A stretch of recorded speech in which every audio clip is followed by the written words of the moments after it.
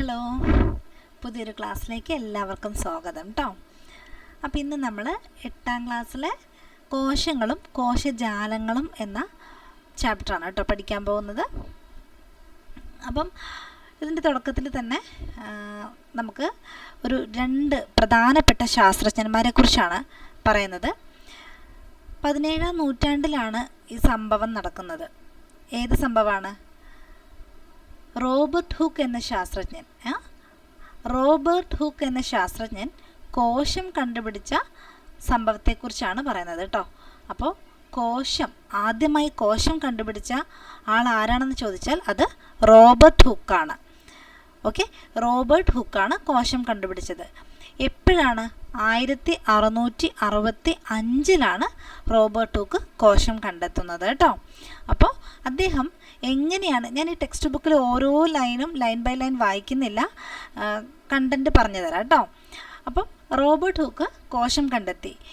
എന്നാണ് കോശം കണ്ടെത്തിയതെന്ന് ചോദിച്ചാൽ അത് 1665. എങ്ങനെയാണെന്ന് ചോദിച്ചാൽ അദ്ദേഹം ഒരു സിമ്പിൾ മൈക്രോസ്കോപ്പ് ഉപയോഗിച്ചിട്ടാണ് അദ്ദേഹം കോശം കണ്ടെത്തിയത്. ഏത് ജീവിയിൽ അല്ലെങ്കിൽ ഏതിലെ കോശമാണ് കണ്ടെത്തിയതെന്ന് ചോദിച്ചാൽ ഒരു കോർക്കിനെയാണ് അദ്ദേഹം ഈ മൈക്രോസ്കോപ്പിനടിയിൽ വെച്ചിട്ട് നിരീക്ഷിച്ചത്. അപ്പോൾ എന്താണ് കോർക്ക്? അതൊരു ഉണങ്ങിയ തണ്ടിനെയാണ്. ഏതെങ്കിലും ഒരു ചെടിയുടെ ഉണങ്ങിയ തണ്ടിനെ, dry stem of a plant, ഒരു ചെടിയുടെ ഉണങ്ങിയ തണ്ടിനെയാണ് കോർക്ക് എന്ന് പറയുന്നത്. ഇത്രയും കാര്യം മനസ്സിലായല്ലോ.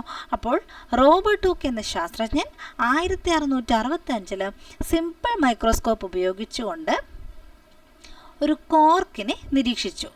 ആ കോർക്കിൽ അദ്ദേഹം വളരെ ചെറിയ അറകൾ കണ്ടെത്തി. ഓക്കെ, ആ കോർക്കിനെ നിരീക്ഷിച്ചപ്പോൾ അദ്ദേഹം കണ്ടെത്തിയത് എന്താണ്?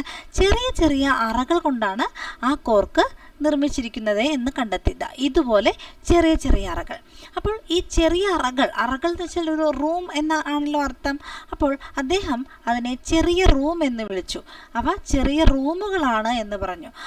റോബർട്ട് ഹൂക്ക് അദ്ദേഹത്തിൻ്റെ ഭാഷയിൽ, അതായത് ലാറ്റിൻ ഭാഷയിൽ അതിനെ സെൽ എന്നാണ് വിളിച്ചത്. ഈ സെൽ എന്നതിൻ്റെ അർത്ഥമാണ് ചെറിയ റൂം അഥവാ ലിറ്റിൽ റൂം. അപ്പോൾ ലിറ്റിൽ റൂം എന്നർത്ഥം വരുന്ന സെൽ എന്ന വാക്ക് ഉപയോഗിച്ചുകൊണ്ടാണ് ആ കോർക്കിൽ കണ്ട സ്ട്രക്ചറിനെ അദ്ദേഹം വിശേഷിപ്പിച്ചത്. പിന്നീടാണ് ഈ സെൽ മീൻസ് മലയാളത്തിൽ കോശം എന്ന് പറയും. അപ്പോൾ ആദ്യമായി കോശം കണ്ടെത്തിയത് ആരാണെന്ന് ചോദിച്ചാൽ നമ്മുടെ ഉത്തരം റോബർട്ട് ഹൂക്ക്. മനസ്സിലായല്ലോ. അങ്ങനെ അദ്ദേഹം കോശം കണ്ടുപിടിച്ചതിന് ശേഷം, അത് തന്നെയാണ് കേട്ടോ ടെക്സ്റ്റ് ബുക്കിൽ നമ്മളൊരു പോയിന്റ് വിടുന്നില്ല, ഓരോ വരിയായിട്ട് വായിക്കുന്നില്ലെന്നേ ഉള്ളൂ. റോബർട്ട് ഹൂക്ക് എന്ന ശാസ്ത്രജ്ഞൻ കോർക്കിൽ നിരീക്ഷിച്ച് അദ്ദേഹം ചെറിയ അറകൾ കണ്ടെത്തി. അതിനെ അദ്ദേഹം സെല്ലുകൾ എന്ന് വിളിച്ചു. ഇത്രയും കാര്യം മനസ്സിലായല്ലോ. പിന്നീട് ഒരുപാട് വർഷങ്ങളോളം ഇങ്ങനെ ഇതിനെക്കുറിച്ചൊക്കെ പഠനം ഇങ്ങനെ നടന്നുകൊണ്ടിരുന്നിരിക്കാം. അങ്ങനെ ആന്റൺ വാൻ ലീവൻഹുക്ക് എന്ന ശാസ്ത്രജ്ഞൻ, ആരാണ്? Anton van Leeuwenhoek. അദ്ദേഹം കുളത്തിൽ നിന്ന്, ആരാണ് ചെയ്തത്? Anton van Leeuwenhoek. ഇദ്ദേഹം എന്ത് ചെയ്തെന്ന് വെച്ചാൽ കുളത്തിൽ നിന്ന് കുറച്ച് വെള്ളം എടുത്തു. ഓക്കെ, കുളത്തിൽ നിന്ന് കുറച്ച് ജലം എടുത്തു മൈക്രോസ്കോപ്പിനടിയിൽ നിരീക്ഷിച്ചു. അപ്പോൾ അദ്ദേഹം കണ്ടെത്തിയത് സൂക്ഷ്മജീവികൾ ജലത്തിൽ ജീവിക്കുന്നു. സൂക്ഷ്മജീവികളെ കണ്ടെത്തി. അപ്പോൾ കോർക്ക് എന്ന് പറഞ്ഞൊരു ഡ്രൈ സ്റ്റെം ആണെന്ന് ഞാൻ പറഞ്ഞല്ലോ. അതായത് ലൈവ് അല്ല അവർ. പക്ഷേ സൂക്ഷ്മജീവികൾ എന്താണ്? ലൈവാണ് അല്ലേ? അലൈവായിട്ടുള്ള ജീവികളാണ് ഈ സൂക്ഷ്മജീവികൾ ജലത്തിൽ കണ്ടെത്തിയത്. അതുകൊണ്ട് നമ്മൾ പറയുന്നു ആന്റൺ വാൻ ലീവൻഹുക്കാണ് ആദ്യമായി ജീവകോശം കണ്ടെത്തിയത്. ജീവനുള്ള കോശം ആദ്യമായി കണ്ടെത്തിയത് ആന്റൺ വാൻ ലീവൻഹുക്കാണ്. അപ്പോൾ കോശം കണ്ടെത്തിയത് ആരെന്ന് ചോദിച്ചാൽ അത് റോബർട്ട് ഹൂക്കും, ജീവകോശം കണ്ടെത്തിയത് ആരെന്ന് ചോദിച്ചാൽ അത് ആന്റൺ വാൻ ലീവൻഹുക്കുമാണ്. ഇത്രയും കാര്യം മനസ്സിലായോ? ഇത് ജീവകോശം കണ്ടെത്തുന്നത് 1674 ജീവകോശം കണ്ടെത്തുന്നത് എപ്പോഴാണ്? 1674 കോശം കണ്ടെത്തുന്നത് 1665 ഓർത്ത് വയ്ക്കുക. അപ്പോൾ ഇങ്ങനെ ഒരുപാട് പഠനം നടത്തിയിട്ടാണല്ലോ ഇതെല്ലാം കണ്ടെത്തുന്നത്. അങ്ങനെ കോശങ്ങളെക്കുറിച്ചുള്ള പഠനശാഖയാണ് ജീവശാസ്ത്രത്തിൽ കോശങ്ങളെക്കുറിച്ചുള്ള പഠനശാഖയാണ് കോശവിജ്ഞാനീയം അഥവാ സെൽ ബയോളജി. ഇതിനെ സൈറ്റോളജി എന്നും പറയും കേട്ടോ. സെൽ ബയോളജിയും സൈറ്റോളജിയും എല്ലാം ഒരേ ടേമാണ്. അപ്പോൾ കോശങ്ങളെക്കുറിച്ചുള്ള പഠനശാഖയാണ് എന്ത്? കോശവിജ്ഞാനീയം. അങ്ങനെ ഇതിനെക്കുറിച്ചുള്ള പഠനം നിന്നിട്ടില്ല, ഓരോന്നോരോന്നായി പഠിച്ചുകൊണ്ടിരിക്കുകയാണ്. അതിനിടയിലാണ് 1838 MJ ഷ്ലീഡൻ എന്ന മത്തിയാസ് ജേക്കബ് ഷ്ലീഡൻ അഥവാ മത്തിയാസ് ജേക്കബ് ഷ്ലീഡൻ എന്താ പറയണത്? എല്ലാ സസ്യങ്ങളും കോശങ്ങളാൽ നിർമ്മിതമാണ് എന്ന് കണ്ടെത്തുന്നു. സസ്യങ്ങളുടെ ശരീരം എല്ലാം നിർമ്മിച്ചിരിക്കുന്നത് കോശങ്ങൾ കൊണ്ടാണെന്ന് അദ്ദേഹം പറഞ്ഞു. അതുകൊണ്ട് നമുക്ക് പറയാം സസ്യകോശം കണ്ടെത്തിയത് ആരെന്ന് ചോദിച്ചാൽ MJ ഷ്ലീഡൻ. തൊട്ടടുത്ത വർഷം 1839 തിയോഡർ ഷ്വാൻ ആൻഡ് ഷ്ലീഡൻ എന്ന് ഓർത്തു വയ്ക്കുക. തിയോഡർ ഷ്വാൻ പറയാണ് എല്ലാ ജന്തുക്കളും കോശങ്ങളാൽ നിർമ്മിതമാണ്, ജന്തുക്കളുടെ ശരീരം മുഴുവൻ കോശങ്ങൾ കൊണ്ട് നിർമ്മിച്ചിരിക്കുന്നു എന്ന് അദ്ദേഹം കണ്ടെത്തി. ആരാണ്? Theodore Schwann. അതുകൊണ്ട് നമുക്ക് പറയാം ജന്തുകോശം കണ്ടെത്തിയത് തിയോഡർ ഷ്വാൻ 1839 ജന്തുകോശം കണ്ടെത്തി. ശേഷം 1855 ഒരുപാട് വർഷങ്ങൾക്ക് ശേഷം റുഡോൾഫ് വിർഷോ പറഞ്ഞു, എത്രയധികം കോശങ്ങൾ ഒരു ജീവിയുടെ ശരീരത്തിലുണ്ടോ അതെല്ലാം പുതിയതായി ഉണ്ടാവുന്നവയാണ്. ഒരു കോശം ഉണ്ടായി പിന്നീട് വേറൊരു കോശം, തീർച്ചയായും അങ്ങനെ തന്നെയാണ്. പക്ഷെ എല്ലാം പുതിയ കോശങ്ങൾ എങ്ങനെയാണ് ഉണ്ടാവുന്നത്? നിലവിലുള്ള ആദ്യം ഒരൊറ്റ കോശം ഉണ്ടാകുന്നു, പിന്നീട് ആ നിലവിലുള്ള കോശങ്ങളിൽ നിന്നാണ് പുതിയ കോശങ്ങൾ ഉണ്ടാകുന്നത്. ഓക്കെ, അതായത് കോശവിഭജനം കണ്ടെത്തി എന്ന് പറയാൻ കഴിയില്ല. കോശം വിഭജിച്ചതിന് ശേഷം നിലവിലുള്ള കോശങ്ങളിൽ നിന്നാണ് പുതിയ കോശം ഉണ്ടാകുന്നത് എന്ന് പറഞ്ഞത് റുഡോൾഫ് വിർഷോ 1855. ഇതിനിടയിൽ നമ്മൾ ഓർത്തു വെക്കേണ്ട ഒരു വർഷം കൂടെയുണ്ട്. 1831 സസ്യകോശമെല്ലാം കണ്ടുപിടിക്കുന്നതിന് മുൻപ് തന്നെ കോശങ്ങളിൽ വളരെ പ്രധാനപ്പെട്ട ഒരു കേന്ദ്ര ഭാഗമുണ്ട്. അതായത് അതിനെ മർമ്മം എന്ന് വിളിക്കാം. അതായത് കോശത്തിലെ മർമ്മം കണ്ടെത്തിയിട്ടുണ്ട് 1831 നമ്മുടെ Robert Brown. Okay, Robert Brown കോശമർമ്മം കണ്ടെത്തുന്നത് ഓർക്കിഡ് ചെടിയിലെ കോശത്തിലാണ് കേട്ടോ. ഓർക്കിഡ് പ്ലാന്റിലാണ്, ഓർക്കിഡ് ചെടിയിലെ കോശത്തിലാണ് മർമ്മം കണ്ടെത്തുന്നത്. ഇത്രയും കാര്യം മനസ്സിലായല്ലോ. കോശം കണ്ടെത്തിയത് ആരാണ്? സസ്യകോശം, ജന്തുകോശം, കോശമർമ്മം. പിന്നീട് 55 നിലവിലുള്ള കോശങ്ങളിൽ നിന്നാണ് പുതിയ കോശങ്ങൾ ഉണ്ടാകുന്നത് എന്ന്. അങ്ങനെ ഒരുപാട് ശാസ്ത്രജ്ഞന്മാർ പഠിച്ചതിന് ശേഷമാണ് കോശങ്ങളെക്കുറിച്ചുള്ള ഇത്തരം കാര്യങ്ങളെല്ലാം കണ്ടെത്തിയത് അല്ലേ. അപ്പോൾ അവരുടെ എല്ലാം പഠനം സമ്മറൈസ് ചെയ്തുകൊണ്ട് ഒരു തിയറി അവർ രൂപീകരിച്ചു. അതാണ് കോശസിദ്ധാന്തം. കോശവിജ്ഞാനീയത്തിൻ്റെ എന്താണ് കോശവിജ്ഞാനീയം? കോശങ്ങളെക്കുറിച്ചുള്ള പഠനമാണ് കോശവിജ്ഞാനീയം. അതിൻ്റെ അടിസ്ഥാന സിദ്ധാന്തമാണ് നമ്മുടെ കോശസിദ്ധാന്തം. ഓക്കെ, അപ്പോൾ കോശസിദ്ധാന്തത്തിലെ പ്രധാനപ്പെട്ട പോയിന്റുകളാണ് എല്ലാ ജീവജാലങ്ങളും ഒന്നോ അതിലധികമോ കോശങ്ങൾ കൊണ്ട് നിർമ്മിച്ചിരിക്കുന്നു എന്നത്. ഓക്കെ, എല്ലാ ജീവജാലങ്ങളും ഒന്നോ അതിലധികമോ കോശങ്ങൾ, അപ്പം ഒരു കോശം അല്ലെങ്കിൽ ഒരു കോശം മാത്രമുള്ള ജീവികളാണ് ഏകകോശ ജീവികൾ അല്ലേ. ഏകകോശ ജീവികൾ, ഒന്നിലധികം കോശങ്ങൾ, ഒരുപാട് കോശങ്ങൾ അല്ലേ, ഒരുപാട് കോശങ്ങൾ കൊണ്ട് ശരീരം നിർമ്മിച്ചിരിക്കുന്ന ജീവികളാണ് ബഹുകോശ ജീവികൾ. ഇനി ജീവന്റെ അടിസ്ഥാന യൂണിറ്റാണ് കോശം. അടുത്തത് ജീവന്റെ അടുത്ത പോയിന്റ്, കോശ സിദ്ധാന്തത്തിലെ അടുത്ത പോയിന്റാണ് ജീവന്റെ അടിസ്ഥാന യൂണിറ്റാണ് കോശം. എന്തുകൊണ്ടായിരിക്കും അങ്ങനെ പറയുന്നത്? ഒരു ജീവിയുടെ ശരീരത്തിലെ എല്ലാ ജീവൽ പ്രവർത്തനങ്ങളും നടക്കുന്നത് കോശത്തിൽ വെച്ചാണ് കേട്ടോ. അതുകൊണ്ട് ജീവന്റെ തന്നെ അടിസ്ഥാന യൂണിറ്റാണ് കോശം എന്ന് നമുക്ക് പറയാം. പിന്നീട് റുഡോൾഫ് വിർഷോ പറഞ്ഞ ആ പോയിന്റ് തന്നെയാണ് കോശ സിദ്ധാന്തത്തിലെ മൂന്നാമത്തെ പോയിന്റ്. മുമ്പ് നിലവിലുണ്ടായിരുന്ന കോശങ്ങളിൽ നിന്നാണ് പുതിയ കോശങ്ങൾ രൂപപ്പെടുന്നത്. മുമ്പ് നിലവിലുണ്ടായിരുന്ന കോശങ്ങളിൽ നിന്നാണ് പുതിയ കോശങ്ങൾ രൂപപ്പെടുന്നത് എന്ന്. അപ്പോൾ കോശ സിദ്ധാന്തത്തിൻ്റെ ഉപജ്ഞാതാക്കൾ ആരാണ്? കോശ സിദ്ധാന്തത്തിൻ്റെ ഉപജ്ഞാതാവ് ടെക്സ്റ്റ് ബുക്കിൽ ഇല്ല, എന്നാലും അറിഞ്ഞിരിക്കുക, കോശ സിദ്ധാന്തത്തിൻ്റെ ഉപജ്ഞാതാവ് തിയോഡർ ഷ്വാനും എം ജെ ശ്ലീഡനുമാണ് കേട്ടോ. തിയോഡർ ഷ്വാനും എം ജെ ശ്ലീഡനും. ഓക്കെ, അപ്പം അവർ സസ്യകോശവും ജന്തുകോശവും കണ്ടെത്തിയത് കൊണ്ടാണല്ലോ ഈ ഭൂമിയിലെ എല്ലാ ജീവികളും കോശങ്ങൾ കൊണ്ടാണ് നിർമ്മിച്ചിരിക്കുന്നത് എന്ന് മനസ്സിലാക്കുന്നത്. അപ്പം അത് തന്നെയാണല്ലോ ആദ്യത്തെ പോയിന്റ്, എല്ലാ ജീവജാലങ്ങളും. അതുകൊണ്ട് തന്നെ കോശ സിദ്ധാന്തത്തിൻ്റെ ഉപജ്ഞാതാക്കൾ തിയോഡർ ഷ്വാനും എം ജെ ശ്ലീഡനുമാണ്. ഒരിക്കലും മറന്നു പോകരുതാത്ത പോയിന്റാണ് കേട്ടോ. ഇനി ഈ കോശ സിദ്ധാന്തം പരിഷ്കരിച്ചത് ആരെന്ന് ചോദിച്ചാൽ അത് റുഡോൾഫ് വിർഷോ ആണ്. കോശ സിദ്ധാന്തം പരിഷ്കരിച്ചത് എന്ത് പരിഷ്കരണം നടത്തിയെന്ന് ചോദിച്ചാൽ, ആദ്യം കോശ സിദ്ധാന്തത്തിൽ ഈ 2 പോയിന്റ്സ് മാത്രമേ ഉണ്ടായിരുന്നുള്ളൂ. പിന്നീടാണ് റുഡോൾഫ് വിർഷോ ഈ പോയിന്റും കൂടെ ആഡ് ചെയ്തത്. അപ്പോൾ കോശ സിദ്ധാന്തം പരിഷ്കരിച്ചത് ആരാണെന്ന ചോദ്യത്തിന് ഉത്തരം റുഡോൾഫ് വിർഷോ എന്നാണ് കേട്ടോ. പക്ഷേ കോശ സിദ്ധാന്തം ആരാണ് കൊണ്ടുവന്നത് എന്നുള്ള ചോദ്യമാണ് വരുവാണെങ്കിൽ അതാണ് ഇമ്പോർട്ടൻറ്റ്.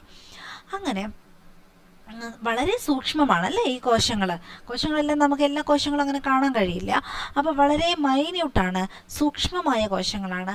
അവരെ നിരീക്ഷിക്കാൻ നമുക്ക് നമ്മുടെ നഗ്നനേത്രങ്ങൾ കൊണ്ട് കാണാൻ കഴിയില്ല. അങ്ങനെ കാണാൻ കഴിയാത്ത വസ്തുക്കളെ കാണാനായിട്ടാണ് നമ്മൾ എന്തുപയോഗിക്കുന്നത്? മൈക്രോസ്കോപ്പുകൾ ഉപയോഗിക്കുന്നത്. അപ്പോൾ സാധാരണ മൈക്രോസ്കോപ്പുകളിൽ വസ്തുക്കളെ വലുതാക്കി കാണാൻ സഹായിക്കുന്നത് അതിലുള്ള ലെൻസുകളാണ്. അപ്പം വസ്തുക്കളെ വലുതാക്കി കാണാൻ സഹായിക്കുന്നത് എന്താണ്? മൈക്രോസ്കോപ്പിലെ ലെൻസുകളാണ്. മതിയായ പ്രകാശം മീൻസ് നോർമൽ ലൈറ്റിൽ, ഒരു നോർമൽ സൺലൈറ്റിൽ മനുഷ്യനേത്രത്തിന് 0.2 മില്ലിമീറ്റർ അകലത്തിലുള്ള 2 ബിന്ദുക്കളെ, നമ്മുടെ കണ്ണിൽ നിന്നും 0.2 മില്ലിമീറ്റർ അകലം എന്നല്ല അർത്ഥം. ഇപ്പോൾ അടുത്തടുത്തുള്ള 2 വസ്തുക്കൾ അല്ലെങ്കിൽ 2 ബിന്ദുക്കൾ, ഇവ തമ്മിലുള്ള അകലം, അകലം 0.2 മില്ലിമീറ്റർ ആണെങ്കിൽ ഏറ്റവും കൂടുതൽ മാക്സിമം 0.2 മില്ലിമീറ്റർ അകലം വേണം. അങ്ങനെയെങ്കിൽ മാത്രമേ നമ്മുടെ കണ്ണുകൾക്ക് അവരെ 2 ബിന്ദുക്കളെയും വേർതിരിച്ച് കാണാൻ കഴിയുകയുള്ളൂ. മനസ്സിലാവുന്നുണ്ടോ? 0.2 മില്ലിമീറ്റർ അകലത്തിലിരിക്കുന്ന 2 ബിന്ദുക്കളെ അവരെ മാത്രമേ നമുക്ക് 2ആയിട്ട് കാണാൻ കഴിയുകയുള്ളൂ. 0.2 കുറവാണെങ്കിൽ 2 സെപ്പറേറ്റ് ബിന്ദുക്കളാണെങ്കിലും അവരെ 1ആയിട്ടാണ് നമുക്ക് കാണാൻ കഴിയുക. മനസ്സിലായല്ലോ? അതാണ് പറയുന്നത്, ഒരു മതിയായ പ്രകാശത്തിൽ മനുഷ്യനേത്രത്തിന് 0.2 മില്ലിമീറ്റർ അകലത്തിലുള്ള 2 ബിന്ദുക്കളെ തമ്മിൽ വേർതിരിച്ചറിയാൻ കഴിയും. ഓക്കെ, 0.2 മില്ലിമീറ്റർ അകലം മിനിമം വേണം, എങ്കിൽ മാത്രമേ നമുക്ക് അവരെ വേർതിരിച്ചറിയാൻ കഴിയുള്ളൂ. അല്ലെങ്കിൽ അവരെ ഒറ്റ ബിന്ദുവായിട്ട് തോന്നും. ഈ ദൂരമാണ് കണ്ണിൻ്റെ റെസല്യൂഷൻ. അപ്പോൾ കണ്ണിൻ്റെ റെസല്യൂഷൻ എത്രയാണെന്ന് ചോദിച്ചാൽ അത് 0.2 മില്ലിമീറ്റർ ആണ് കേട്ടോ. 0.2 മില്ലിമീറ്റർ ആണ് കണ്ണിൻ്റെ റെസല്യൂഷൻ പവർ. എത്രയാണ്? 0.2 മില്ലിമീറ്റർ ആണ്. റെസല്യൂഷൻ പവറിൻ്റെ മലയാളം വിഭജനശേഷി എന്നാണ് കേട്ടോ. നോക്കൂ, 2 ബിന്ദുക്കളെ വിഭജിച്ച് കാണാൻ കഴിയുക അല്ലേ? അപ്പോൾ റെസല്യൂഷൻ പവർ എന്നത് വിഭജനശേഷി എന്നാണ്. ഈ 0.2 മില്ലിമീറ്ററിനേക്കാൾ കുറഞ്ഞ അകലത്തിലുള്ള ബിന്ദുക്കളെ വേർതിരിച്ചു കാണാൻ നമുക്ക് എന്ത് വേണം? ലെൻസ് ആവശ്യമാണ്. ഓക്കെ, അപ്പം അങ്ങനെ അതിനേക്കാൾ കുറഞ്ഞ അകലത്തിലാണ് ബിന്ദുക്കൾ ഇരിക്കുന്നതെങ്കിൽ നമുക്ക് അവരെ കാണാൻ നമ്മുടെ നഗ്നനേത്രങ്ങളെ കൊണ്ട് കഴിയില്ല. നമുക്ക് എന്ത് വേണം? ലെൻസ് വേണം. അങ്ങനെ ഒറ്റ ലെൻസ് മാത്രം ഉപയോഗിക്കുന്ന മൈക്രോസ്കോപ്പാണ് സിമ്പിൾ മൈക്രോസ്കോപ്പ്. അപ്പം മൈക്രോസ്കോപ്പ് പലതരത്തിലുണ്ട്. അതിൽ ഒരു ലെൻസ് മാത്രമാണെങ്കിൽ അതിനെ സിമ്പിൾ മൈക്രോസ്കോപ്പ് എന്ന് പറയുന്നു. അങ്ങനെ സിമ്പിൾ മൈക്രോസ്കോപ്പിൽ വസ്തുക്കളെ 10 മടങ്ങ് വരെ വലുപ്പത്തിൽ കാണാം. അപ്പോൾ ഒരു വസ്തുവിൻ്റെ വലുപ്പം എന്താണോ അതിൻ്റെ 10 മടങ്ങ് വലുതായിട്ട് നമുക്ക് സിമ്പിൾ മൈക്രോസ്കോപ്പിൽ കാണാം. സിമ്പിൾ മൈക്രോസ്കോപ്പിലാണെങ്കിൽ 10 മടങ്ങ് വലുപ്പത്തിൽ കാണാം. എന്നാൽ ഒന്നിലധികം ലെൻസുകൾ ഉപയോഗിക്കുന്ന കോമ്പൗണ്ട് മൈക്രോസ്കോപ്പിൽ ഒന്നിലധികം 2 ആവാം, 3 ആവാം, 4 ആവാം. നോക്കൂ, ഇതിലൊക്കെ 2 എണ്ണമാണ് കേട്ടോ. ഇതൊരു ലെൻസ് 2 ആണ്. ഒബ്ജക്റ്റീവ് ലെൻസിൻ്റെ എണ്ണമാണ് ഈ പറയുന്നത്. കോമ്പൗണ്ട് മൈക്രോസ്കോപ്പിൽ വസ്തുക്കളെ 1000 മടങ്ങ് വരെ വലുപ്പത്തിൽ കാണാനായിട്ട് പറ്റും കോമ്പൗണ്ട് മൈക്രോസ്കോപ്പിൽ. ഒന്നിലധികം ലെൻസ് ഉപയോഗിക്കുന്ന കോമ്പൗണ്ട് മൈക്രോസ്കോപ്പിൽ വസ്തുക്കളെ 1000 മടങ്ങ് വരെ വലുപ്പത്തിൽ കാണാൻ കഴിയും. സിമ്പിൾ മൈക്രോസ്കോപ്പിൽ ഒരു ലെൻസേ ഉള്ളൂ, അതിൽ 10 മടങ്ങ് വലുപ്പത്തിൽ മാത്രമാണ് കാണാൻ കഴിയുന്നത് കേട്ടോ. ഇനി മൈക്രോസ്കോപ്പിൽ എവിടെയാണ് നമ്മൾ സ്ലൈഡ് വെക്കേണ്ടത് സ്റ്റേജിലാണ്. ഈ സ്റ്റേജ് എന്താണെന്നുള്ളതൊക്കെ നമ്മൾ പഠിക്കും, തൊട്ടടുത്ത പിക്ചറിൽ പഠിക്കും കേട്ടോ. സ്ലൈഡിലേക്കുള്ള പ്രകാശത്തെ ക്രമീകരിക്കുവാൻ സഹായിക്കുന്ന ഭാഗം ഏതാണെന്ന്, അത് ഡയഫ്രം ആണ്. ഡയഫ്രമും കണ്ടൻസറും മാറിപ്പോയത് അത് ഞാൻ ഇവിടെ പറഞ്ഞുതരാം, അതിൻ്റെ ഇപ്പം തന്നെ പറഞ്ഞുതരാം കേട്ടോ. ഇനി ഏതെല്ലാമാണ് ലെൻസ് മൈക്രോസ്കോപ്പിൽ ലെൻസുകൾ ഏതെല്ലാമാണെന്ന് ചോദിച്ചാൽ ഐ പീസ് ലെൻസും ഉണ്ട് മൈക്രോസ്കോപ്പിൽ, ഒബ്ജക്റ്റീവ് ലെൻസും ഉണ്ട് മൈക്രോസ്കോപ്പിൽ. ഓക്കെ, ഇത്രയും കാര്യം മനസ്സിലായല്ലോ. ഓക്കെ, നമുക്കിനി ഈ ഭാഗങ്ങൾ ഏതൊക്കെയാണെന്ന് നോക്കാം കേട്ടോ. ഇത് ഐ പീസ് ആണ്. ഇതിൻ്റെ ധർമ്മം നമുക്ക് പഠിക്കാം, ഓരോന്നിൻ്റെയും പഠിക്കാം കേട്ടോ. ഇത് ബോഡി ട്യൂബാണ്, ഇത് നോബാണ്,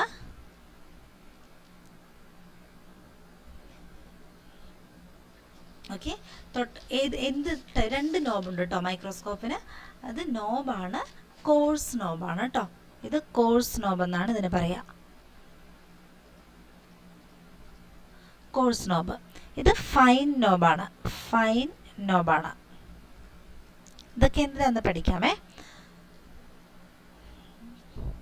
ഇത് രണ്ടെണ്ണം, ഇതും ഒബ്ജക്റ്റീവ് ലെൻസ്.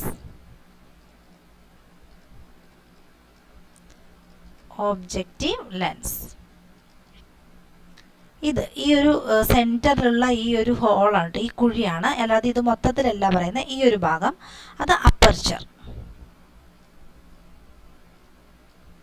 പിന്നെ ഇത് സ്റ്റേജ്, ഇത് കണ്ടൻസറാണ്. കണ്ടൻസറിൻ്റെ തൊട്ട് മുകളിലായിട്ട് ഡയഫ്രം ഉണ്ട്. അതിപ്പോൾ നമുക്ക് മാർക്ക് ചെയ്യാൻ തന്നിട്ടില്ല. ഡയഫ്രം അഡ്ജസ്റ്റ് ചെയ്തിട്ടാണ് നമ്മൾ കണ്ടൻസറിൻ്റെ പൊസിഷനും അതിൻ്റെ ആ ഒരു ആംഗിളൊക്കെ അഡ്ജസ്റ്റ് ചെയ്യുന്നത്. ഇത് മിററാണ്. ഇത് ബേസ്, ഫൂട്ട് എന്നും പറയും. ഇത്രയുമാണ് നമുക്ക് അറിഞ്ഞിരിക്കാൻ വേണ്ടി ടെക്സ്റ്റ് ബുക്കിൽ തന്നിട്ടുള്ള പാർട്ട്. ഇനിയും ഒരുപാട് പാർട്ടുകൾ പറയാനുണ്ട്, ഇതും കൂടെ ഒന്ന് അറിഞ്ഞോളൂ. അവർ മാർക്ക് ചെയ്യാൻ പറഞ്ഞിട്ടില്ലെങ്കിൽ പോലും ഇത് ക്ലിപ്പാണ്, സ്റ്റേജ് ക്ലിപ്പ് എന്ന് പറയും. ഇവിടെയാണ് നമ്മൾ സ്പെസിമെൻ വെക്കുക, ഈ ക്ലിപ്പുകളുടെ അടിയിലായിട്ട്. ക്ലിപ്പുകൾ കൊണ്ട് സ്പെസിമെൻ ഉറപ്പിച്ച് നിർത്തും കേട്ടോ. ഇനി ആവർത്തനശേഷി എന്ന് വെച്ച് കഴിഞ്ഞാൽ വസ്തുക്കളെ വലുതാക്കി കാണിക്കാനുള്ള ലെൻസിൻ്റെ കഴിവാണ് എന്ത്, ആവർത്തനശേഷി. വസ്തുക്കളെ വലുതാക്കി കാണിക്കാനുള്ള ലെൻസിൻ്റെ കഴിവാണ് ആവർത്തനശേഷി അഥവാ മാഗ്നിഫിക്കേഷൻ പവർ. ഇതിനെ ഡിനോട്ട് ചെയ്യുന്ന ലെറ്ററാണ് ഈ എക്സ് എന്ന് പറയുന്നത്. എക്സ് സ്റ്റാൻഡ്സ് ഫോർ, ഈ എക്സ് എന്ന് പറയുന്നത് ഒന്നുമില്ല, ആവർത്തനശേഷി എന്നാണ്. അതായത് എത്ര മടങ്ങ് ഒരു വസ്തുവിനെ, അതിൻ്റെ ഒറിജിനൽ സൈസ് എത്രയാണോ അതിൽ നിന്നും എത്ര മടങ്ങ് വലുപ്പത്തിൽ നമുക്ക് കാണിക്കാം. മടങ്ങ് നമ്മളെപ്പോഴും ഇൻറ്റു ചെയ്തല്ലേ അതിൻ്റെ മടങ്ങുകൾ പറയുന്നത്. അതുകൊണ്ട് എക്സ് എന്നാണ് ഇതിന് ആവർത്തനശേഷി റെപ്രസെൻ്റ് ചെയ്യുന്നത്. നിരീക്ഷണ വസ്തുവിനെ ഐ പീസ് ലെൻസ് 10 ഇരട്ടി വലുതാക്കുകയും ഒബ്ജക്റ്റീവ് ലെൻസ് 40 ഇരട്ടി വലുതാക്കുകയും ചെയ്യുന്നുവെങ്കിൽ ആ മൈക്രോസ്കോപ്പിൻ്റെ ആവർത്തനശേഷി 400x ആയിരിക്കും. ഓക്കെ, അപ്പം നമുക്ക് ഇവിടെ നമ്മൾ വസ്തുവിനെ വെക്കും.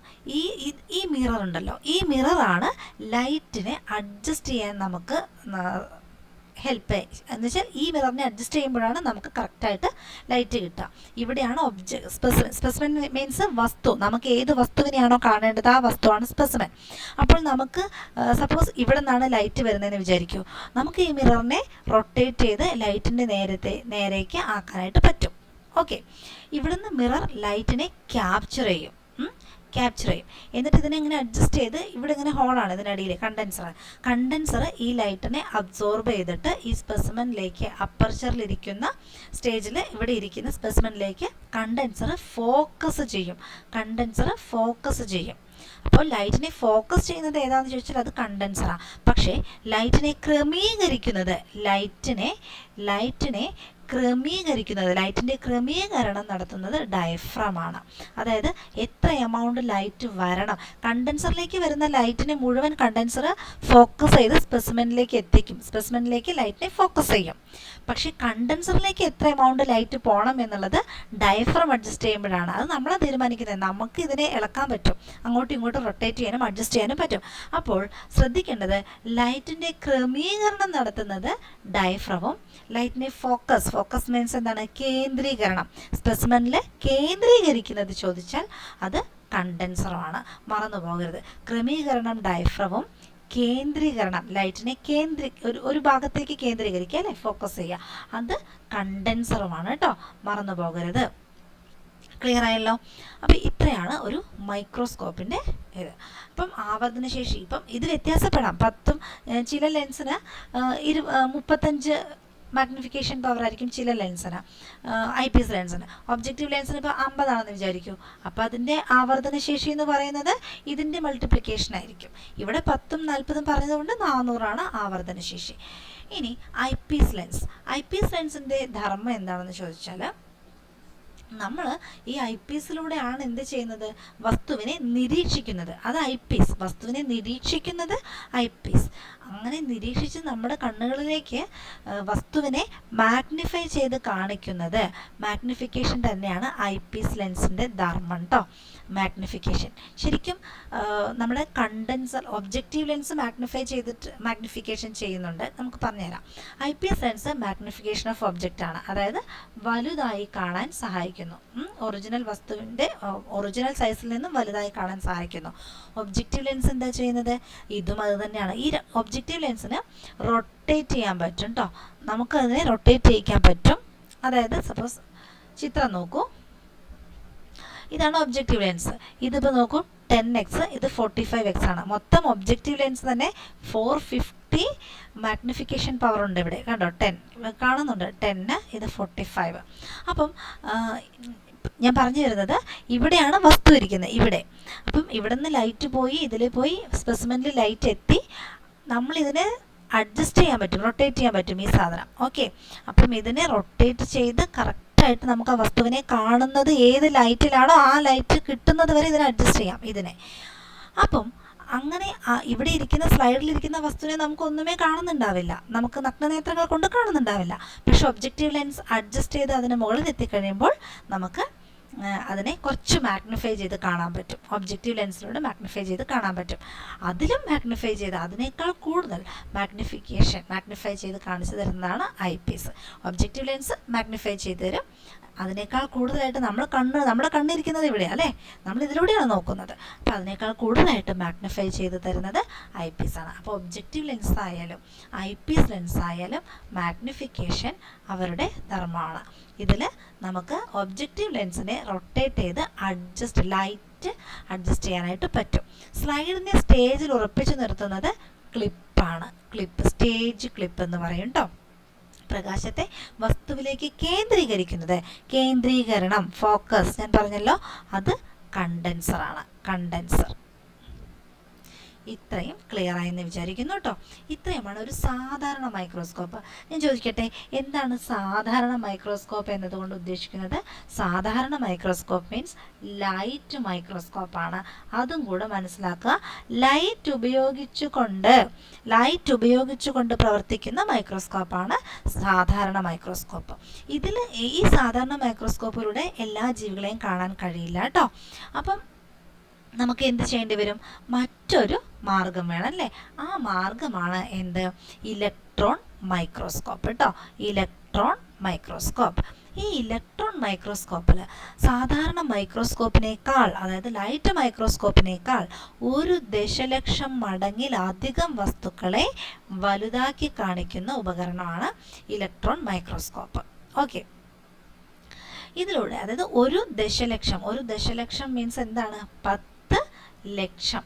ഓക്കെ, 10 ലക്ഷം മടങ്ങിലധികം അത്രയും വലുതാക്കിയിട്ട് കാണിക്കും ഇത് ഇലക്ട്രോൺ മൈക്രോസ്കോപ്പ്. അപ്പം ജീവകോശങ്ങൾ, അതായത് ലൈവ് സെൽസ്, നമ്മുടെ രക്തകോശമൊക്കെ RBC നെർവ് സെല്ല്, ഇതൊക്കെ ജീവകോശങ്ങളാണ്, ജീവനുള്ള കോശങ്ങൾ. വൈറസുകൾ, തന്മാത്രാഘടന എന്ന് വെച്ചാൽ DNA, RNA, പിന്നെ പ്രോട്ടീൻ, ഇതുപോലുള്ള മോളിക്യൂൾസ് എന്നിവയുടെ വിശദമായ നിരീക്ഷണത്തിന് നമുക്ക് എന്ത് സഹായിക്കും? ഇലക്ട്രോൺ മൈക്രോസ്കോപ്പ് സഹായിക്കും. ഇലക്ട്രോൺ മൈക്രോസ്കോപ്പിൽ പ്രകാശത്തിനു പകരം നോക്കൂ, ലൈറ്റ് മൈക്രോസ്കോപ്പ് അല്ലെങ്കിൽ സാധാരണ മൈക്രോസ്കോപ്പിൽ പ്രകാശമാണ് ഉപയോഗിക്കുക. ഇലക്ട്രോൺ മൈക്രോസ്കോപ്പിൽ ഇലക്ട്രോൺ കിരണാവലി അല്ലെങ്കിൽ ബീം ഓഫ് ഇലക്ട്രോൺ ബീംസ് ആണ് നമ്മൾ ഉപയോഗിക്കുന്നത്. ഇലക്ട്രോൺസിൻ്റെ ഒരു group of beam of electrons ആണ് യൂസ് ചെയ്യുന്നത്. പലതരത്തിലുള്ള ഇലക്ട്രോൺ മൈക്രോസ്കോപ്പ് ഉണ്ട് കേട്ടോ. അപ്പം ഇവിടെ നമുക്ക് മനസ്സിലാക്കേണ്ടത് ഇലക്ട്രോൺ മൈക്രോസ്കോപ്പിൻ്റെ മാഗ്നിഫിക്കേഷൻ പവർ എന്ന് പറയുന്നത് 10 ലക്ഷം മടങ്ങാണ്, അതിലധികമാണ്. ഒരു മാക്സിമം 30 ലക്ഷം 50 ലക്ഷം എന്നൊക്കെ കാണുന്നുണ്ട് കേട്ടോ. എന്തായാലും നമ്മൾ ഇത് ടെക്സ്റ്റ് ബുക്കിൽ മനസ്സിലാക്കി വെക്കുക.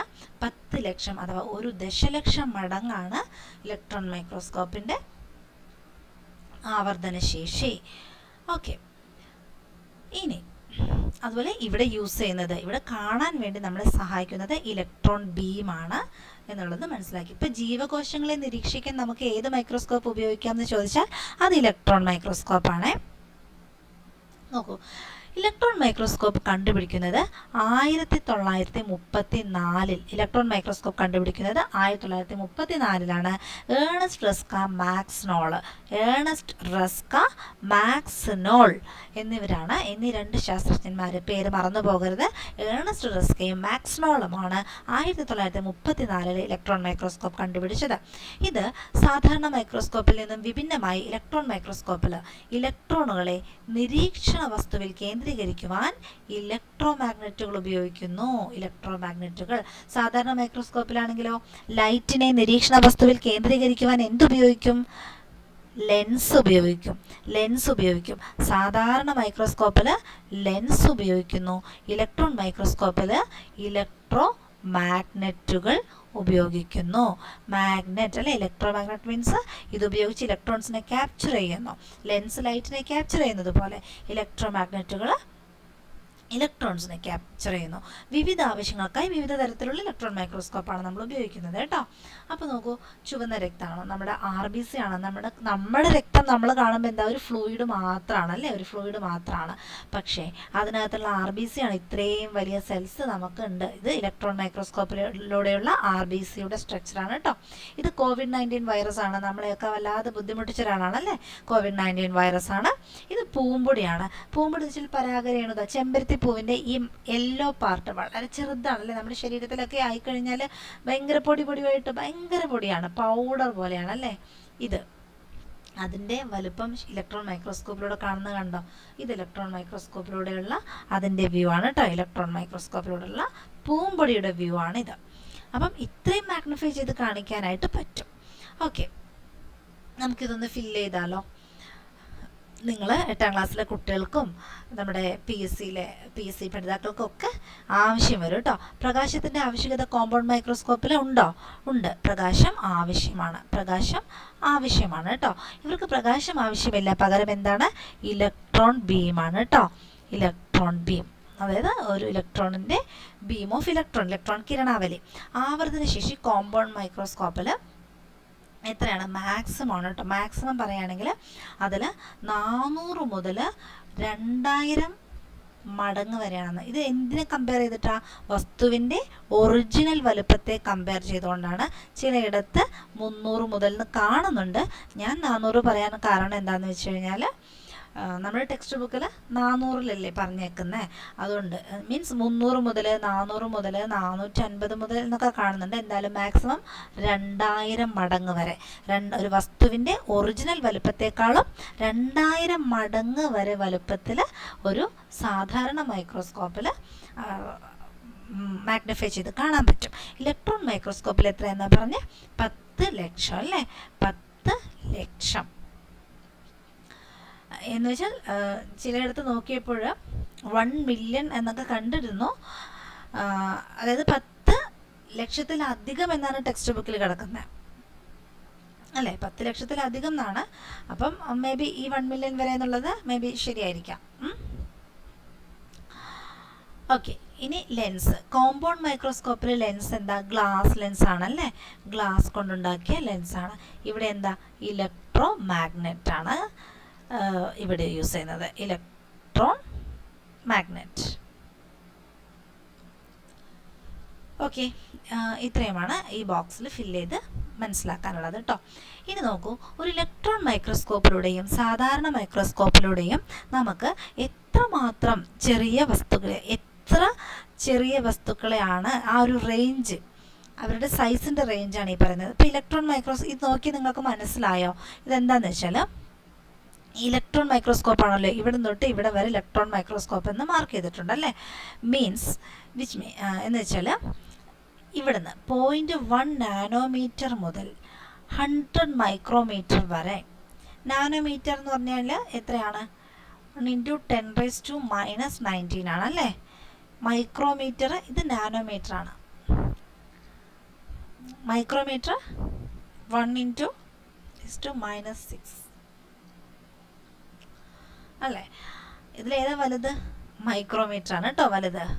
ഇവിടെ മൈനസ് അല്ലേ, അപ്പം 6ൻ്റെ ഇതാണ് വലുത്. ഓക്കെ, അപ്പം അതൊക്കെ അറിയാവുന്ന കാര്യമാണെന്ന് എനിക്കറിയാം. എന്തായാലും ഇലക്ട്രോൺ മൈക്രോസ്കോപ്പിൽ ഇവിടുന്ന് മുതൽ നോക്കൂ, 0.1 നാനോമീറ്റർ മുതൽ 100 മൈക്രോമീറ്റർ വരെയുള്ള വസ്തുക്കളെ നമുക്ക് വലുതായിട്ട് കാണാൻ കഴിയും, മാഗ്നിഫൈ ചെയ്ത് കാണാൻ കഴിയും. 0.1 നാനോമീറ്റർ എന്നൊക്കെ പറഞ്ഞു കഴിഞ്ഞാൽ ഇറ്റ്സ് ഭയങ്കര മൈന്യൂട്ടാണ് അല്ലേ, ഭയങ്കരമായ മൈന്യൂട്ടാണ്. അപ്പോൾ അത്രയും വലുപ്പത്തിലുള്ള വസ്തുക്കളെ ഇലക്ട്രോൺ മൈക്രോസ്കോപ്പിലൂടെ കാണാൻ കഴിയും. സാധാരണ മൈക്രോസ്കോപ്പിൽ ഈ നാനോമീറ്ററിൻ്റെ ഈ 1 നാനോമീറ്റർ വരെയുള്ളതൊന്നും കാണില്ല കേട്ടോ. സാധാരണ മൈക്രോസ്കോപ്പിൽ അത് ഇലക്ട്രോൺ മൈക്രോസ്കോപ്പ് തന്നെ വേണം. സാധാരണ മൈക്രോസ്കോപ്പിൽ നോക്കൂ, ഇതാ ഇവിടെയാണല്ലേ വര. സാധാരണ മൈക്രോസ്കോപ്പ് ഇങ്ങനെയാണ്. അപ്പം 100 നാനോമീറ്റർ മുതൽ 100 മൈക്രോമീറ്റർ വരെയുള്ള വസ്തുക്കളെ നമുക്ക് കാണാനായിട്ട് പറ്റും. ഏതൊക്കെയാണെന്നോ നിങ്ങളൊന്ന് വായിച്ച് നോക്കിയാൽ മതി കേട്ടോ. നോക്കൂ, ആറ്റത്തെയൊക്കെ കാണാനായിട്ട് നമ്മുടെ ഇലക്ട്രോൺ മൈക്രോസ്കോപ്പ് ഉപയോഗിച്ചിട്ട് ഈസി ആയിട്ട് പറ്റും. അതുകൊണ്ടാണല്ലോ ആറ്റത്തിൽ പ്രോട്ടോണും ന്യൂട്രോണും ഇലക്ട്രോണും ഉണ്ടെന്നൊക്കെ കണ്ടുപിടിച്ചത് അങ്ങനെ തന്നെ ആയിരിക്കുമല്ലോ. അപ്പം ഇതാണ് മൈക്രോസ്കോപ്പിനെ കുറിച്ച്. അപ്പോൾ എന്തായാലും നെക്സ്റ്റ് നമുക്ക് കോശത്തിൻ്റെ ഘടനയൊക്കെയാണ് പഠിക്കാനുള്ളത്. എന്തായാലും ഇന്നിപ്പോൾ ഇത്രയും മതി. അടുത്ത പാർട്ടായിട്ട് നമുക്ക് വീണ്ടും കാണാം. അപ്പം ക്ലാസ് ഇഷ്ടമായെങ്കിൽ സബ്സ്ക്രൈബ് ചെയ്യാൻ മറക്കരുത് കേട്ടോ. Thank you.